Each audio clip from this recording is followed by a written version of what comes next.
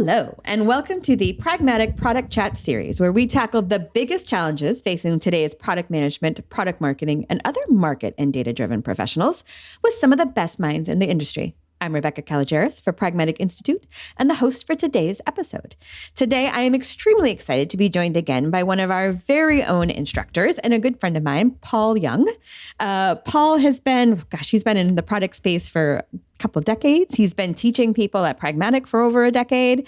And he's just really, really passionate about understanding where product management is heading for the future of it, but also like the skills and tools we need to get there to really make sure that we are providing the right kind of support, the right kind of strategic leadership inside an organization.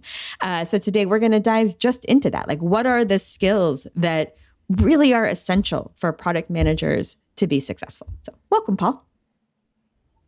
Thank you. I'm always happy to be here and love sitting down with you, Rebecca. So appreciate the invite. Nope, always a good time. All right. So I always ask people, so if people have not had the pleasure of being in the classroom with you, which they totally should because you're an outstanding teacher, but I always like the origin story. Like, how did you get into product, Paul? And why are you so passionate about it?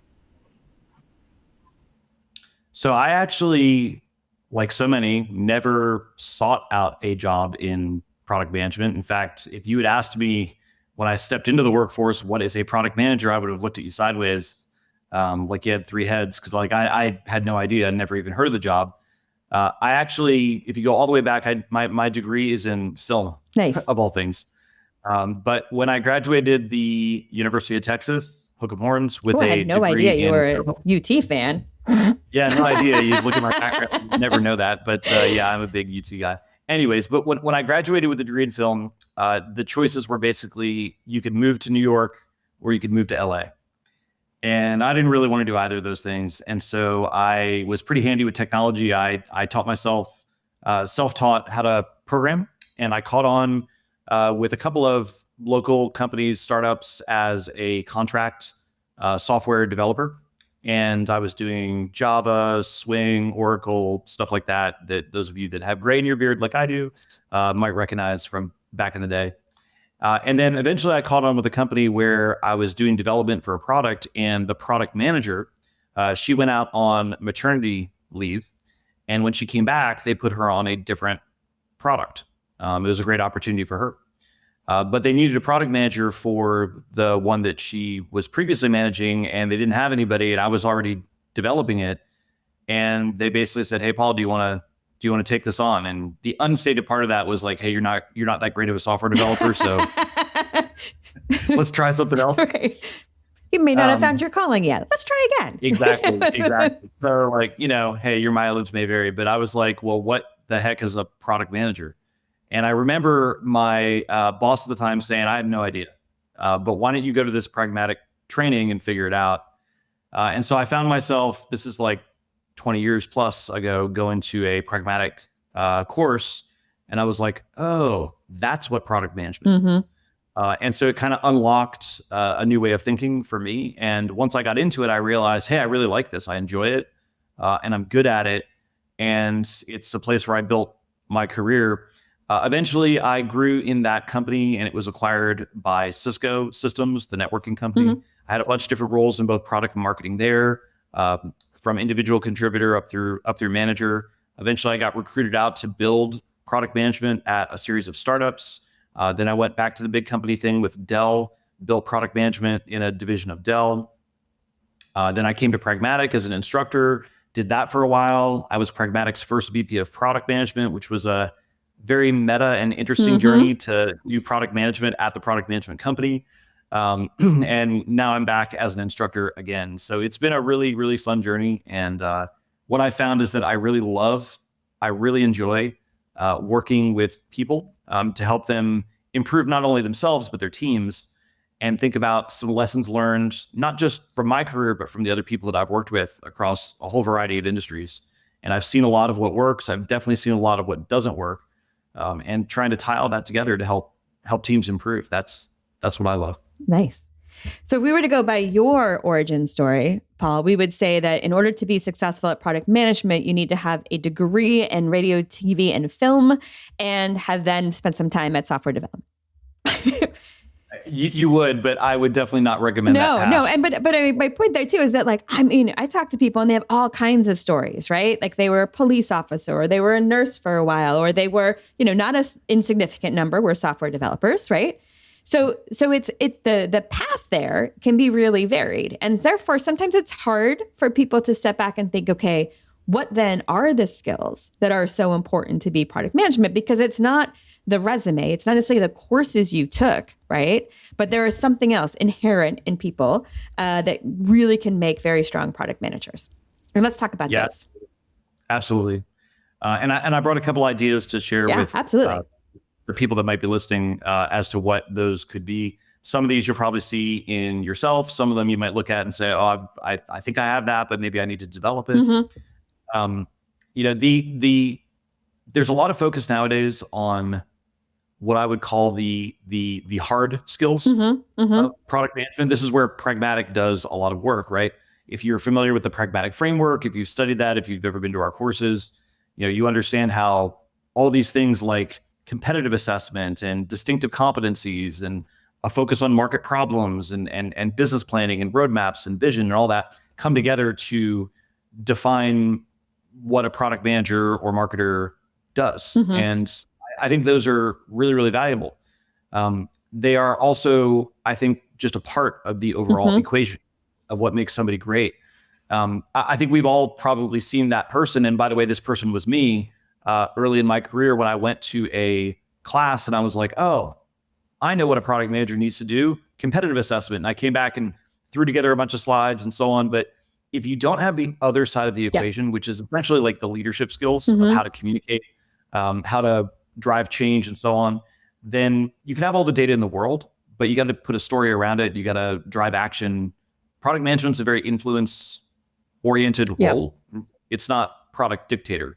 And so you have to think about like how you can effectively drive the actions you need to drive in an organization. That can be really tough if you're just focused on the harder stuff. Yeah, absolutely.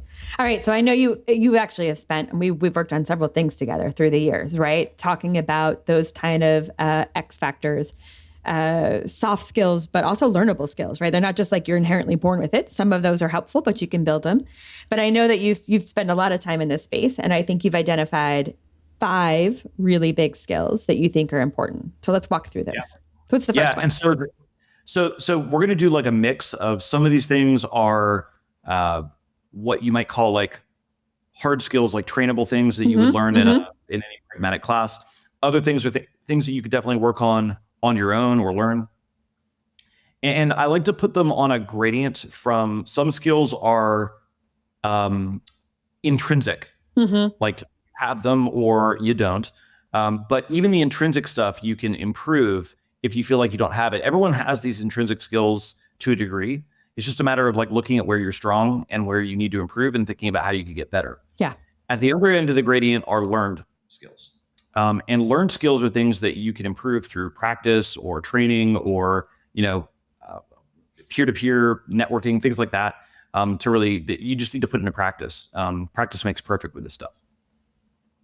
So let's go over some of the 5 that we've identified to be really important. The first one should be obvious to anybody who's ever thought about product management. We call that being market and data driven. And the idea here is that because the title is product manager, by the way, I'm going to get on my soapbox for a second. Product manager is like the worst title, and product owner alongside it, terrible titles because like they imply the wrong things. Like the product owner doesn't own the product in almost every organization. Right. I might call that like backlog owner if it was more accurate. But product manager, same thing, right? Product manager is maybe a little bit better than product owner in terms of title, but if I were king of the world, I would rename it as problem manager instead of product manager, because I think it's more accurate for what they should be doing and where their focus should be. It's on the outside, right? It's on the problems that are out there in the market, but nobody even understands product manager. If I change it to problem manager, then we're in trouble. So anyways, the market drivenness or data drivenness like is all about the outside in. We've all seen product managers who want to be like the next Steve Jobs. Yeah. And like, let me come up with a great idea, Rebecca, and tell you about my great idea and so on. And it just doesn't work very well. I mean, if you want to be a founder of your own company, go for it, right? And your idea will either work or it won't. Mm-hmm. And you're either going to do market research or you won't. And it's kind of all on your shoulders. When you get into the context of managing a product at a company larger than a startup, you have more stakeholders than just you, right? You've got the entire business. There's a lot of other people working there. You've got other opinions that you have to take into account. But you also probably have an existing book of business with existing customers who want to influence the roadmap. And you probably have growth goals to get out there and think about new logos, new business, and so on. So what that means is that just generating ideas out of your own head doesn't work anymore. We have to go out there and do that research. A good product manager knows what that looks like. And, we could talk about the sources of that research, probably things that the group here may be doing today, maybe not. But I basically bucket it into qualitative and quantitative research. Your qualitative research is your what I would call discovery. If you don't know what you don't know, then you're going to go talk to people, right? Pragmatic has a word for it called nihito. Nothing important happens in the office. Nowadays, I should call that nihitzo. Nothing important happens on Zoom. It's the same idea, or Teams, nihitot. But the point is that the product manager who does this best is not the one sitting behind her desk, right? She's got to get out there. She's got to have those conversations. And more important maybe than conversation, observation, right? Seeing a user in their workflow, understanding what's working, what isn't, looking for opportunities to improve. And then once we find those problems, validating it with quantitative research. That could be survey, but nowadays, increasingly, it's tools like Gainsight or Pendo or any number of other analytics tools that allow you to provide some more statistical significance to your work. And we're starting to ask, are these problems we're finding, are they urgent? Are they pervasive? Are people willing to pay for them? And if the answer is no, then we should go on to something else. But I would be doing a disservice if I didn't say like that is probably the number one place to start in product management. Or if I'm looking for somebody who is going to make a great product manager, like, do they have the ability to get out from behind their desk? Are they comfortable in the outside world? No, and I think with the market and data driven, to your point too, it's both the comfort in it and like the belief in it, for lack of a better word, right? And problem driven, right? Like I want to solve problems. There are those of us who just can't help like seeing problems and wanting to solve them, right? And I think that's also related to it. But yes, if you're not going to be market and data driven, you're just not a product manager. Totally agree. And it also kind of disarms what I call the feed the beast problem. And what I mean by feed the beast is, in most organizations, especially those that are trying to do agile, they're trying to move really quickly, which I appreciate. We have this enormous hungry beast that we call development or engineering. And it needs to be fed like every day with meetings, with stand-ups, with backlog refinement, with user stories. And a lot of executives that I work with are very in tune with the efficiency of their development team and how well it's being fed. Yeah. So like, do we have the next sprint worked out? Do we have the next set of, things on the backlog, and what's our velocity? And like, these are all really important and valuable questions, but I would argue that very strongly that running fast and efficiently in development should be less important than running in the right direction. Yeah. And they're two separate problems. The product management focus should be on running in the right direction by getting the data to inform all the stuff that we're building. And sometimes, have you ever heard that saying, slow down to speed up? Yes. Yeah. Sometimes it means like doing that, right? I'm going to slow down a little bit to speed up, basically by ensuring I'm building the right stuff. If we build the wrong stuff really quickly, aside from just obviously being wasteful, there's another added problem, which is just I'm adding a bunch of debt to my product that I'm probably going to have to either throw away or rework, which in the end slows us down even more. So I would rather go 10% faster to build the right thing. Well, and then there's just wariness, both internally, like no developer likes to build things that end up not getting used, right? Like that's a really frustrating place.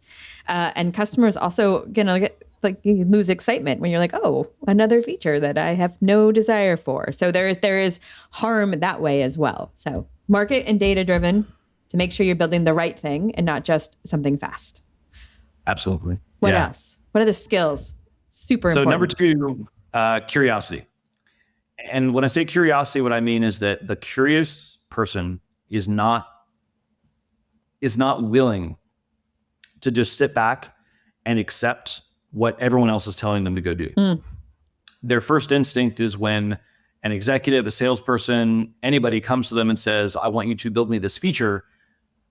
Instead of just saluting and saying yes or no, sir, to that, they say, okay, that's interesting.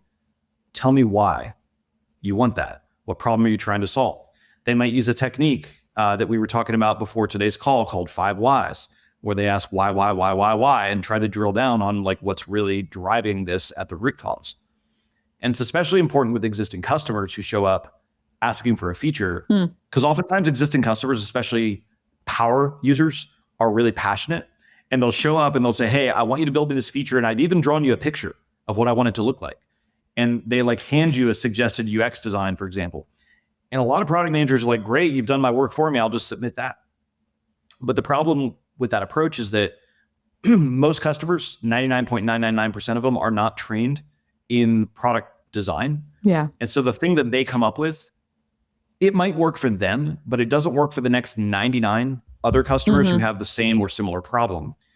And so a better approach would be to ask, okay, why do you want this? What problem are you trying to solve? And then once we understand the underlying problem, figure out with our smart team internally, hopefully, what's the best way to solve that, not just for the one customer, but for the many. And a curious product manager or person on a product team has that sort of naturally. They want to do that. They don't want to just accept things at face value. They try to reframe problems. This is something I would actually test for in the interview process whenever I would hire, was that curiosity. Oh, how'd you do that? So this might sound silly, but I would ask them like, what's the last thing you read? Like, teach me something from something you learned recently. I find that it doesn't have to be something you read, but it could just be something that you learned. I find that curious people are always learning. Yeah. I might ask them, what's the last customer you talked to in a non-sales or support situation? Yeah. See, have they been practicing this? Yes. Yeah, exactly. Are you adept already? Are you comfortable in those conversations? If I'm interviewing somebody and ask them like, what's the last time you had contact with the market outside of sales or support, like a demo or an escalation? If they're like, let me think about that. It's been a while. Like, okay, you might be a great person, not a good fit for the role that we're looking for here. And there's plenty of other roles for that person to do that are more internally focused. Yeah. But that's not what I want in a product marketer or manager. Okay. So we have market and data driven. We have curious. What's your third? Number 3 is what I would call broadly emotional intelligence. Your EQ. Yes. Your EQ. And there's a lot of different ways to think about emotional intelligence or EQ. But I like to think of this as a critical skill beyond the hard skills of product management that every product team member should have, or at least work to develop, from entry level all the way up through executive leadership. And it probably becomes even increasingly important the higher you climb in the organizational hierarchy. Everyone, aside from maybe complete narcissists, are born with a level of emotional intelligence. It's just sort of natural. But on that gradient from intrinsic to learned, this can be learned. You just have to know how to think about it, how to frame it, and what to look for.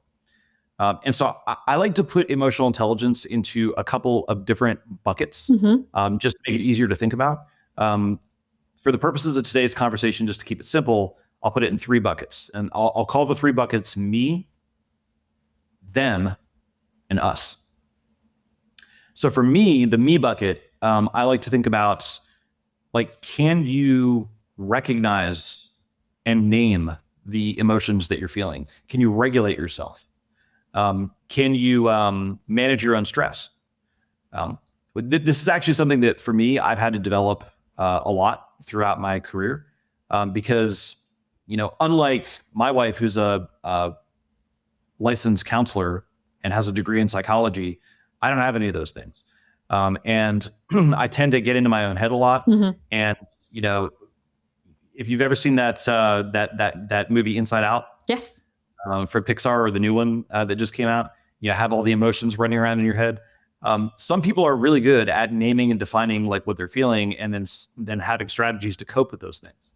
And for me, I've had to really work on that. There's a really good book that I keep on my desk here by Brene Brown called Atlas of the Heart. And I love this book because what it does is it gives essentially a language and a set of definitions to different emotions. There's like 40 or 50 of them that she outlines in here. Like, for example, how does anguish differ from despair, and so on. And there's a million different examples. It's a really good book if somebody wants to develop more recognition of what they're feeling, and then have coping strategies to deal with those things that they're feeling. Because if you can't regulate yourself, then your ability to be a good communicator probably goes down immensely. So I would call that the me bucket. Maybe a good technique to think about there to help yourself with that is to start what I call an EQ journal, which would be just a place to like, hey, let's reflect back on the last week and all the meetings that you went through. You could do this every day, almost like a retrospective. Okay. And then say like, hey, what was I feeling? How did those affect my communications? Did it mess me up in a meeting that I was having? Just starting off by writing some of those things down can go a long ways towards putting names on them and then going down the path of regulating them. Right? You want to be calm, even though there might be a lot of water boiling below the surface, the top. Mm-hmm. You want it to be calm, right? And I imagine journaling that way too, you can see, you know already that when you're off kilter, you're not getting the same results and the same buy-in. Like, that here, but like documenting it and seeing it, I think can be a powerful reinforcer to remind yourself like, okay, you know what you need to do. Because as you said earlier, like so much of what we do is by influence. And these are the ways that we influence decisions, right? 100%. Yes. So that's the me bucket. Yes. And we had the camera turned on us. Now we're going to turn the lens on them, which is like all the other people that you're communicating with. Mm-hmm. And a big part of emotional intelligence is understanding and building empathy with everybody else. Yep. And so, I mean, part of it is just the traditional, like putting yourself in their shoes exercise and asking like, how are they measured? What does success look like for them? Can I empathize with what they're going through? There's a great video that popped up on my feed sometime this week where it said like, be mindful of what other people are feeling. You don't know who just lost a battle with a 2-year-old today. So like, I try to think about that, whenever I'm framing these conversations, give people some grace. But if you're able to empathize with people more effectively, if you're able to understand and put yourself in their shoes, it becomes a lot easier to do what I call read between the lines. Because there's what people say when they're communicating with you, and there's what they mean. And we all know that doesn't always match up. Sometimes there's a hidden agenda, or what they're saying to you doesn't really match up with what they're trying to get done or what they actually mean. And when I say hidden agenda, it doesn't always mean a bad thing. No, and it doesn't mean they're like, right? Like it's not, twirling my evil guy mustache. Yeah, exactly. Although I do that. Yeah. Well, the people who are on the video stream can see. But yeah, it's really just like understanding that there's what's being said and there's what's under the surface. And so I like to play a little game sometimes, when I'm in a meeting of like, what are they really saying here? If you hear X, that means Y type of thing. And I'll give you some simple examples. I was having a conversation with somebody here at Pragmatic the other day, and we were talking about this topic, and she was like, I run into this with my mother-in-law. Whenever she comes into town, and she's like, walking around the house or whatever, and it's like, oh, I really love what you've done with the place, or stuff like that. One of my favorite examples, from being from Texas, from the South, is if I came up to you and I said, Rebecca, bless your heart.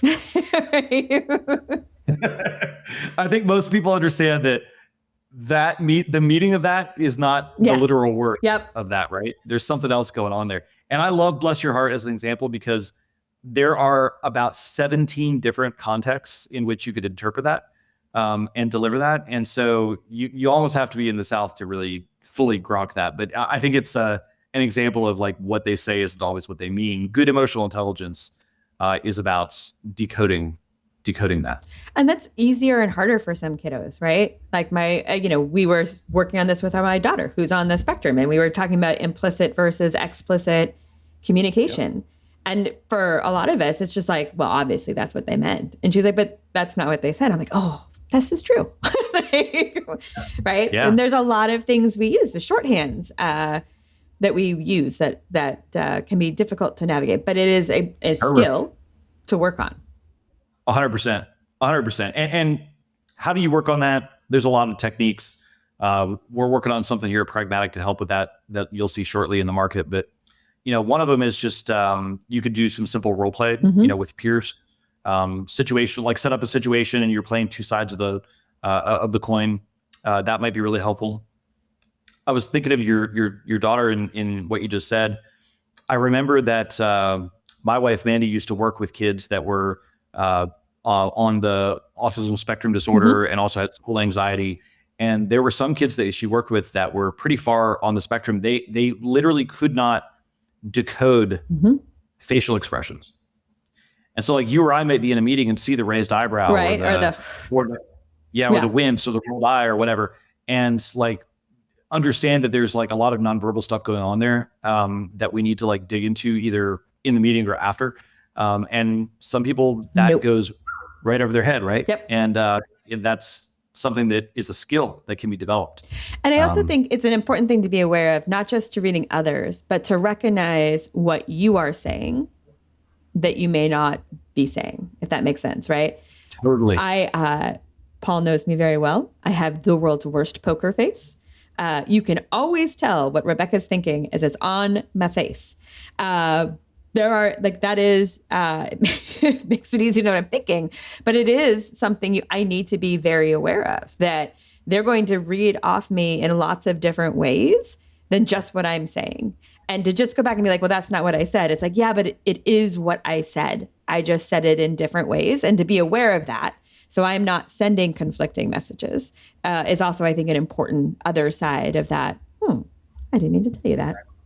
Exactly. Yeah. We communicate even when we don't think we're communicating. Yes. And we have to raise that from a level of unconscious to conscious thought, to realize what we're doing. And I was thinking about this the other day. I was in an in-person meeting. Anybody remember what those are? Yeah. And somebody said something and I kind of winced internally and I realized that had surfaced, to my facial expression. And I was like, I really wish I could just go off camera right now. But I'm in an in-person meeting and I can't. We've all done that though, where the camera went out because you're like, I cannot control my face. These people are crazy. Right. Exactly. I guess that's a benefit of Zoom or Teams. But we also lose a lot. Yes, we sure do. All right. So EQ, it's me, it's them, but it's also us. Yes. So when you put together me and them, you get us.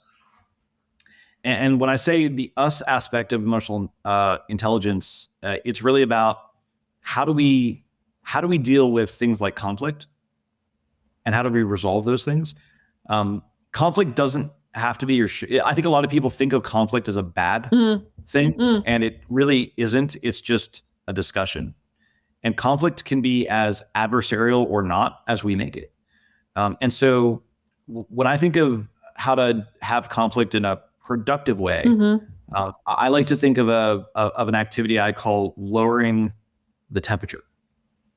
And so that's like if you're in a situation where you're having a conflict with somebody, that could be somebody on an engineering team, you're arguing about what's going into the next sprint. It could be an executive, it could be anybody. If we're not careful and we're talking past each other, then the conflict starts to escalate to an adversarial stance. But if we can recognize that our goals aren't in alignment, if we can recognize that there's something going on here, we can lower the temperature. And when I say lower the temperature, what I mean is kind of disarm the adversarial nature of conflict to find a collaborative way forward.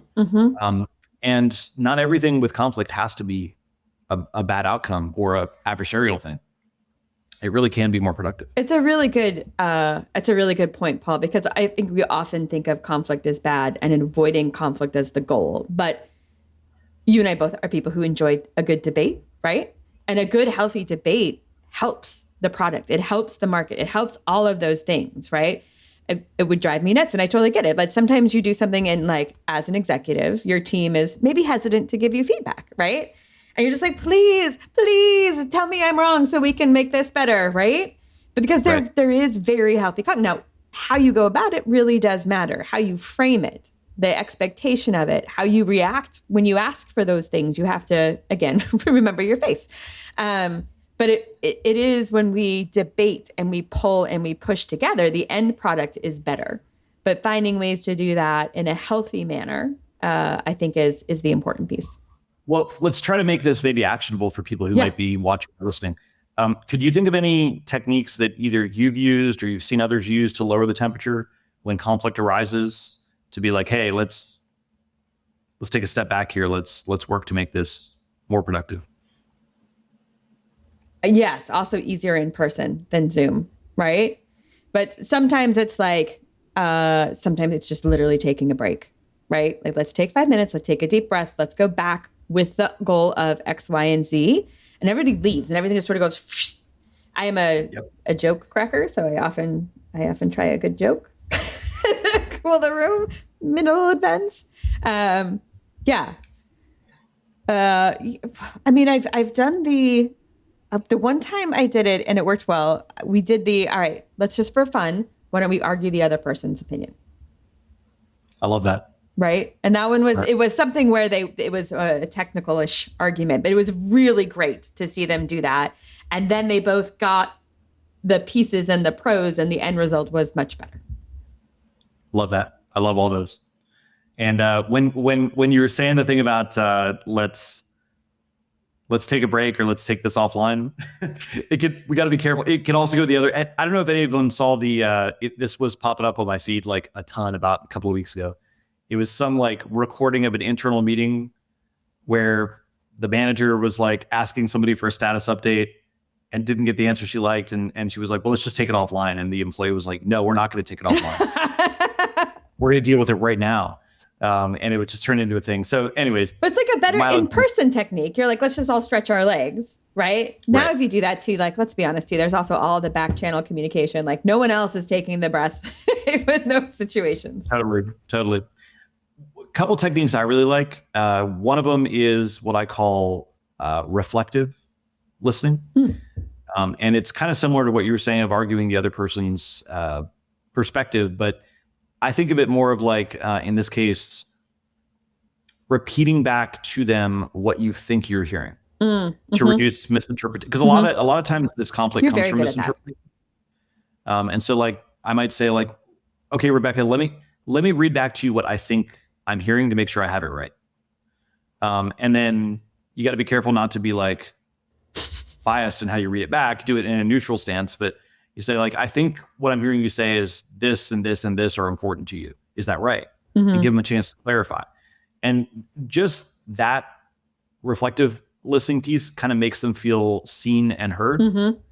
And it shows them that you're respecting where they're coming from. And that goes, I think, a long way towards disarming a lot of the adversarial part of conflict.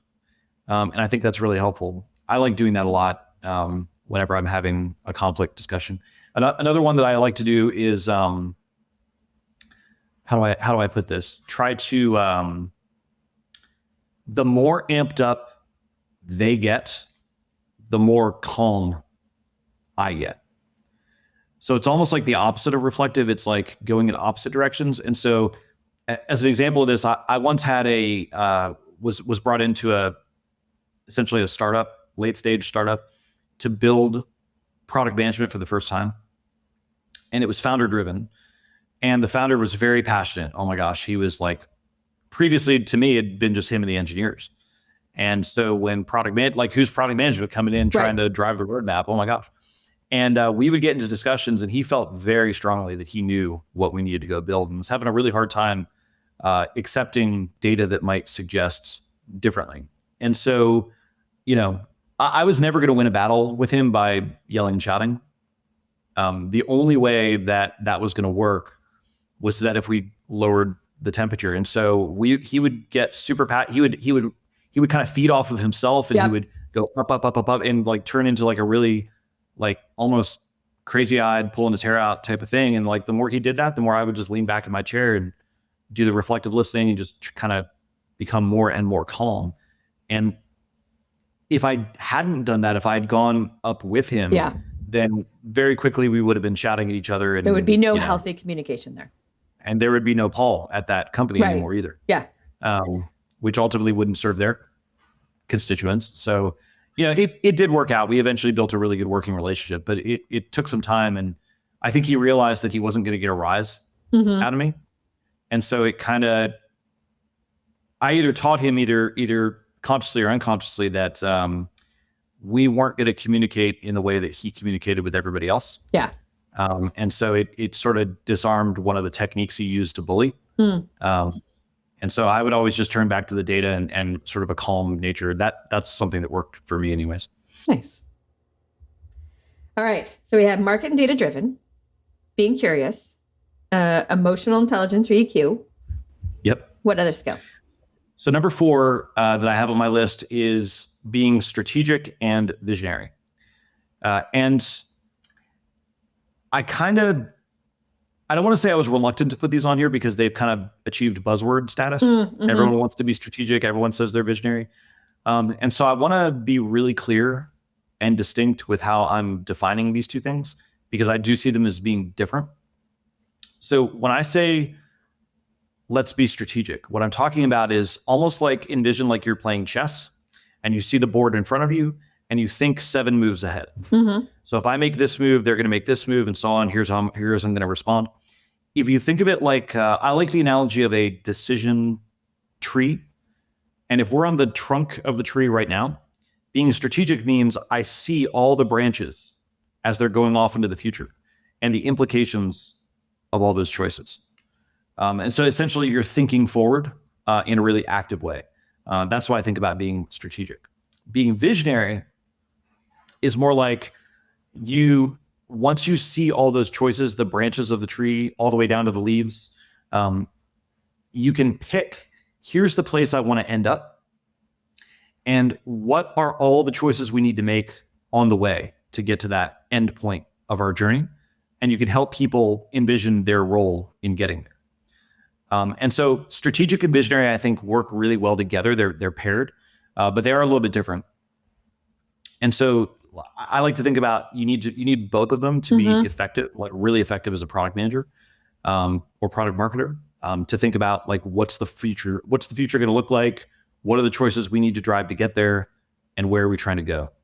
Does that make sense? How they're different? Yeah, and I also think like it's so easy with all of the other pieces and talking to customers and thinking about this sprint and this release and communicating what's changing. We're very like heads down, and this is a reminder that you gotta look up. Right? You got to look up and figure out where we're going. And to your point, the strategy is how are we going to get there? What is the path? What are the implications of different choices?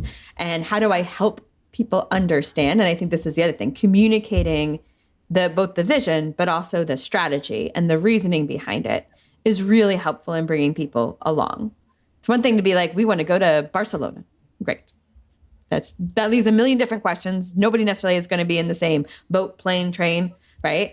And then also millions of discussions about why one way to get there is better than the other. Whereas the strategy and talking through, okay, look, we could do it this way. Here's the pros and cons. We could do it this way. That's the likely out there, really helps everybody see the thought process and then where their piece, their part, their world can connect to that. And you get a much more informed group of people working with you and not against you. The thing about being strategic and being visionary is that sometimes it's easy to think about that at a executive level because we think like, oh, the executive team sets the vision, the mission, the strategy for the company. So we go to the mountain and then we make tablets and we just hand them down to everybody is how we do that. Exactly. Right. And sure, the leadership team is going to have a big role to play here about what the future holds. But I think that even an individual product manager can start exercising this muscle. It's just the time frame you're going to be thinking about might be a little bit shorter, and the scope of what you're going to control may be a little bit smaller. So you're exercising that branching tree of choices when you think about, over the next quarter or two for your product. Are you going to work on technical debt, or are you going to work on closing a competitive gap, or are you going to work on this one thing to win a deal? And that may even connect to bigger strategy picture and vision picture that the company is trying to drive. Hopefully it does. But whatever choice you make there are implications that go along with that choice. And you need to think about, if I'm doing this, what am I not doing? If I really like this analogy of the branching tree. Yep. If I go down one branch, by definition, I'm not going down another. And if you try to go down all branches at the same time, you're going to end up with like a really stubby tree that doesn't look very good. Yeah. It's not really well grown. So I would rather fully develop one branch than half develop 6. Yeah. And that's really what making the hard choices is all about. The vision of what we're trying to create at the end of that should inform the choices that we make. And so for a product manager, I think you're going to develop where you're trying to get to, and then you're going to start talking about, here are the hard choices we have to make along the way. There's some tools that I teach in our focus class, like the strategy matrix and so on, that will help inform that conversation. And if you're not familiar with the strategy matrix, it's a really wonderful tool for informing these strategic choices. It's in a class we call Focus, but it's not the only tool that you could use here. If the people watching or listening want like a really simple exercise here, here's a really simple one to do. And this one's easy because you could do it for something you know a lot about, which is yourself. So I like to think, for a product manager, for anybody, before you can effectively manage a product, the first product you have to manage is you. And so how would you treat yourself like a product? And a good way to do that, to develop that vision of where you're trying to get to, is the whole exercise of like, where do you see yourself in 5 years, 7 years, whatever time frame you want to look at? And that's kind of the leaf at the end of the branch that we're trying to build toward. Now, in order to go from here to there is going to involve a bunch of strategic choices. And so something I would encourage people to maybe build or think about, what would that look like for you, is a self roadmap, almost like a career roadmap, that says, to get from here to where I want to be, there are incremental steps along the way, right? Each with its own set of choices. And I might not know exactly what they look like. That focus ring will turn to get more in focus the closer something gets to the present. But I might talk to I talked to somebody today, a couple of weeks ago. She was an MBA student, and she was looking to break into product management, and she wanted to eventually go down the CPO path, right? Chief Product Officer. And that's where she wanted to go, and eventually maybe even be a CEO. And she's really sharp. I think she has a really good shot of doing that. And so she's like, I know I can't jump to a CPO right now. I don't have the experience. I don't have the what I need to be that yet, but I want to go there. So like, what do I need to think about? And, what I coached her on was like, okay, well, maybe start with a smaller company where you can wear a lot of hats. Yep. And it's easier to break in. And you can get a bunch of experiences in like product management, product marketing, product operations, better some other visibility stuff. into the exec team and some of the other strategic All and that. implications. Yep. All that. And then maybe after a couple of years of doing that, you move to a larger company where you can kind of specialize a little bit and dive deep. And then after that, maybe you can bounce back to something medium or small where you can take on a more managerial or director level role. And if you think about in the future of going that, you take another couple of hops, then you're at your product VP of product type role. And so there are different skills you're going to develop along the way, but it's not like, have you ever seen that old meme about draw the owl, how to draw an owl? Yes. Yep. And it starts off with like 2 circles, like the body and the head. That's step 1. And then step 2 is this beautiful drawn owl. It says, just draw the owl. Right. Yeah. Right. It's like, you can't just jump from the beginning to the end, right? There's all these steps in between. Strategic and visionary is defining the end. Strategic is defining all the points in between. All right. So we got market and data driven, curiosity, emotional intelligence, strategic and visionary. Yep. What's the fifth? The fifth one, at least on my list for today, is what I call being a change driver. And included in being a good change driver includes with the executive team. And so there's a sub skill of change driver that I refer to as being a good executive debater. And so let's kind of like pull these two apart a little bit, because like strategic and visionary, very related, interrelated, but also maybe a bit different. So change driver, I think, is what most people think it is. It's really, how do you affect change in an organization, specifically positive change that leads us down the path where we want to go, with a product, with a process, with whatever we're trying to change. And it's going to mean bringing people on board, building consensus, or powering through when consensus doesn't necessarily exist. And especially for product management, it means exercising a lot of influence to get there. Because very rarely does the product manager have the authority to go and just say, do it. So you're going to have to really exercise your emotional intelligence, your market and data research that you've done. You're going to have to exercise your, like all the stuff we've talked about so far kind of is going to come up to this one to say, how do we drive that change? The executive debater part of this recognizes that driving change with an executive team is even more influence driven. It's almost like you can't just go to an executive team and say, here's the change I want to affect.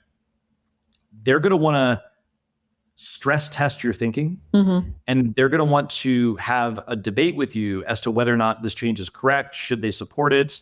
Have you considered all the angles and so on? And so executive debater is really going to be about how can you have that conversation with your executive function in a positive way that drives things forward. Do you know how to do that? Like when do you use the sword versus the shield?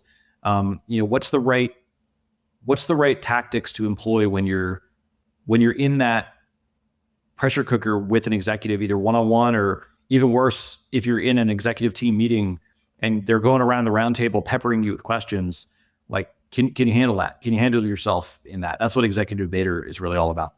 Yeah. And it's a combination of a lot of things you talked about, right? Part of it's just confidence, right? Do you have the market and data that you need, the market information and sort of data to have that conversation and base it in there, to show your vision and the strategy and why not, right? How well can you communicate that? And the other piece of it, which I think, again, this is a nice one because it brings everything together, is like the curiosity to listen to their feedback, right? Like it's really easy when you're on the other side to be like, those execs, I don't know what they're talking about. They're up there in their ivory tower, right? But often they have really interesting perspectives and they have information that we don't have, right? So that curiosity when they ask questions, not to just, you want to have the information to respond, but you also really, really, really want to actively listen to make sure that there's not other ways that we want to inform what we're doing. Yeah, great point. Great point. Like I remember distinctly earlier in my career, I was very strongly advocating for something that we should build on our roadmap. And I was passionate. Like I was in their faces. We need to go invest in this. This is critical. We're falling behind the market, et cetera, et cetera. And they kept giving me the stiff arm and they were like, no, we're not going to build that. And I didn't realize it at the time. I didn't know it until a couple months later. We were in the midst of an acquisition of a company that was going to fill that gap. And obviously they couldn't talk about it while it was in process. And so the stiff arm made a lot more sense once that news came out. But it made zero sense while it was in progress. You're like, what is wrong with these people? No, we've all been there. Exactly. Yeah. I had a couple, I remember driving home a couple of days, gritting my teeth and being like, what is going on here? Right. What am I doing wrong? What am I not explaining right? Yeah. Luckily I had a mentor who pulled me aside and was like, look, I can't give you any details, but cool your jets, essentially. Yeah. I feel your passion. We get it. We recognize this is a gap. Just chill out for a couple of months. Yeah. And I was like, okay. And so it ended up working out. On the executive debater is one of my favorite topics because I think that it's so varied and it's so personal. Everyone is a little bit different here in the techniques they're going to use. Yep. It's really about how do you advocate for yourself and for your product And your team in front of an executive team. Yep. And I think this could differ by personality, by culture, by gender, by like all sorts of things. I don't want to necessarily say that the style that works for me would work for somebody else. But some of those tactics I talked about earlier about like lowering the temperature, getting more calm as they get more ramped up is something I've relied on a lot. Like the persona that I've always tried to like carry into the executive team meeting has been, what I refer to as like cool Joe, which is like, I'm going to come in with like a level head. I'm going to come in with like just the facts. Here's what I think is right. And here's why I think it's right. And seek to kind of be the calm, data-driven persona in the room. That's been my goal.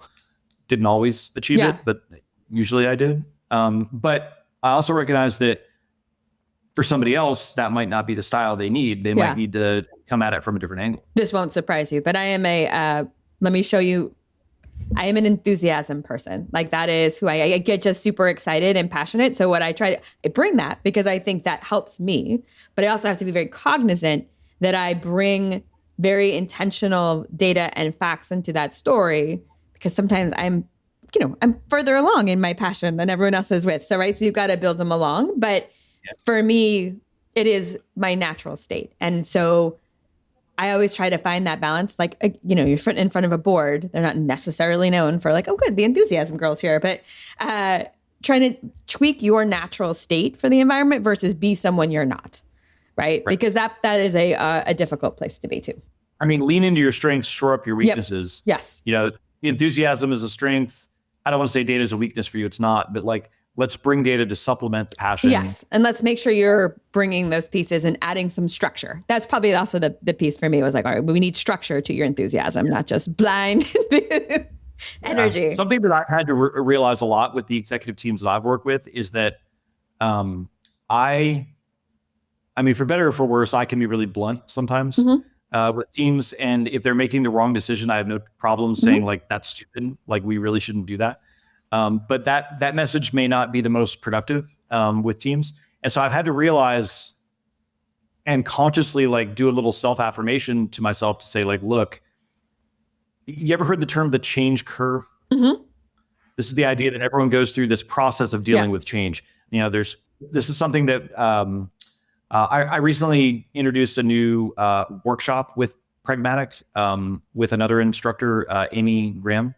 And we delivered our first one just a few weeks ago. It's called Strategic Transformation. And it's really about how to build a market-driven organization and how to drive change throughout the organization to make it happen. And one of the things that we teach in there, and we lead some exercises on teams to help them with, is to understand where are your stakeholders in that change curve.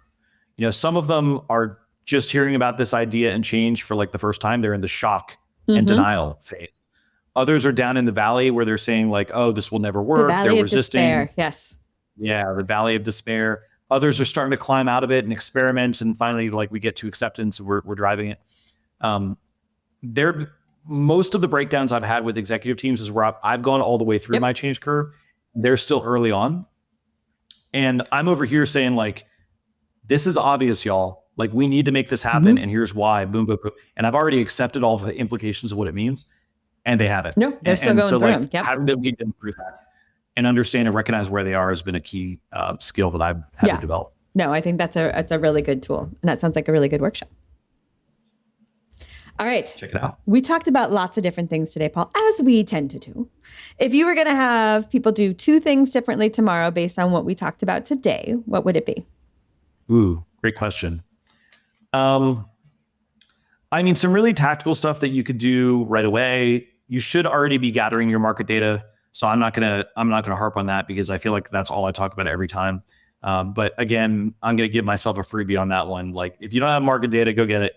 Do your Nihito. But I would say do your self roadmap for yourself. Think of yourself as a product.